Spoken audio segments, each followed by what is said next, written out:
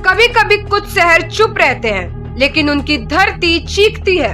और अगर गौर से सुनो तो धर्मस्थला जैसे पवित्र माने जाने वाले तीर्थ स्थल के जंगलों में दफन लाशें भी चिल्ला चिल्ला कर इंसाफ की गुहार लगा रही है। नमस्कार, आप सभी का स्वागत है क्राइम ट्रूथ में। अगर अभी तक आपने चैनल को सब्सक्राइब नहीं किया है तो सब्सक्राइब कर लीजिए और बेल आइकन दबाना बिल्कुल ना भूलें, ताकि हमारी स्टोरी की हर नोटिफिकेशन आप तक पहुंचती रहे। ये दावा है धर्मस्थला से जुड़े एक सफाई कर्मचारी का, जो 1995 से 2014 तक मंदिर के आसपास और नेत्रावती नदी की सफाई करता था।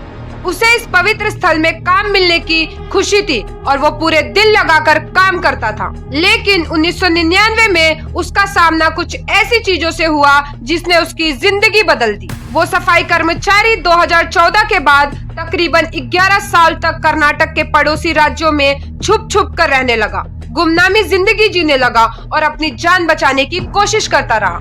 कई साल गुमनामी जिंदगी जीने के बाद अचानक 3 जुलाई 2025 को वो बेंगलुरु पुलिस निरीक्षक और पुलिस स्टेशन में एक कंप्लेंट दर्ज करवाता है।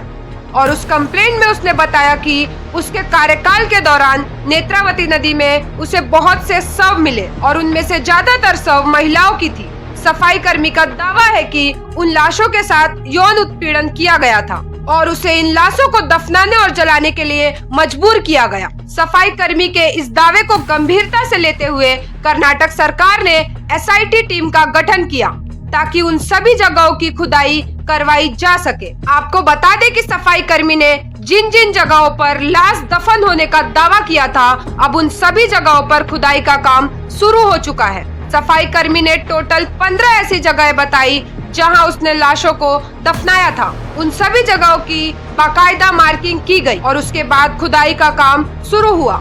हालांकि डे 1 में काफी बारिश हो रही थी, सर्च ऑपरेशन थोड़ा मुश्किल था, लेकिन फिर भी खुदाई की गई। 15 जगहों में से 5 जगहों की खुदाई का काम पूरा हुआ। तो चलिए शुरुआत करते हैं पहली खुदाई से। 29 जुलाई को दोपहर के समय सफाई कर्मी के साथ एसआईटी की टीम, फॉरेंसिक टीम और सीन ऑफ क्राइम ऑफिसर यानी एसओसीओ की टीम, ये सारे लोग वहां पहुंचे नेत्रावती नदी के किनारे यानी साइट नंबर 1 पर। यहाँ खुदाई का काम चालू हुआ। इस खुदाई का काम पहले तो मजदूरों ने अपने हाथों से किया, जो औजार लेकर आए थे उससे खुदाई का काम शुरू किया। थोड़ी देर बाद लगभग 3 फीट गहरा खड्डा खुद चुका था। अचानक 3 फीट के बाद जमीन से पानी निकलना शुरू हो गया और वो गड्ढा पानी से भर गया। क्योंकि इस जगह से नेत्रावती नदी का किनारा सिर्फ 8 फीट की दूरी पर था, तो जाहिर सी बात है कि कम गहराई में से भी पानी निकल आएगा। जैसे ही पानी निकलना शुरू हुआ, खुदाई का काम रोकना पड़ा और थोड़ी देर बाद अर्थ मूवर मशीन बुलवाकर फिर से खुदाई का काम शुरू करवाया गया।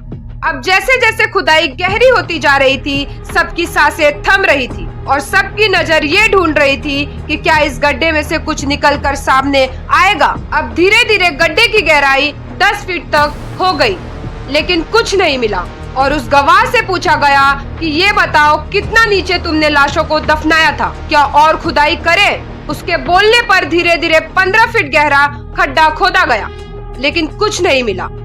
फिर उस सफाई कर्मी से पूछा गया कि इससे ज्यादा गहराई में तुम लोगों ने लाशों को दफनाया था क्या? उसने कहा नहीं साहब, इससे ज्यादा गहराई में तो नहीं दफनाया।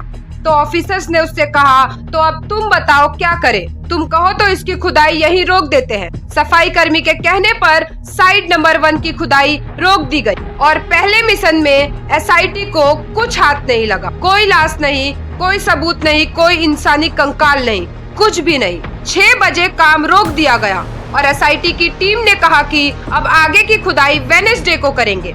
लेकिन काम रोकने के बाद सफाई कर्मचारी के वकील ने एक स्टेटमेंट जारी किया।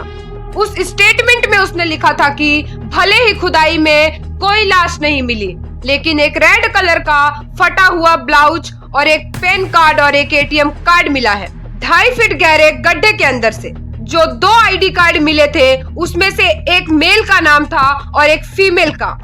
मेल का नाम तो रिलीज नहीं किया गया है, लेकिन फीमेल का नाम था लक्ष्मी। खैर, एसआईटी ने इस पर अभी तक कुछ जानकारी नहीं दी है, लेकिन सफाई कर्मचारी के वकील ने बाकायदा ये स्टेटमेंट जारी किया है। इसी के साथ पहले दिन की खुदाई का काम खत्म हुआ। लेकिन कहानी अभी खत्म नहीं हुई है, क्योंकि अभी 15 में से सिर्फ एक ही साइट की खुदाई हुई है। आपको क्या लगता है आगे की खुदाई में कुछ तथ्य सामने आएंगे? एपिसोड नंबर 1 में इतना ही। धर्मस्थला से जुड़ी हर जानकारी हम आपको आगे के एपिसोड में बताएंगे। तो एपिसोड नंबर 2 के लिए अभी सब्सक्राइब करें और जुड़िए क्राइम ट्रूथ से।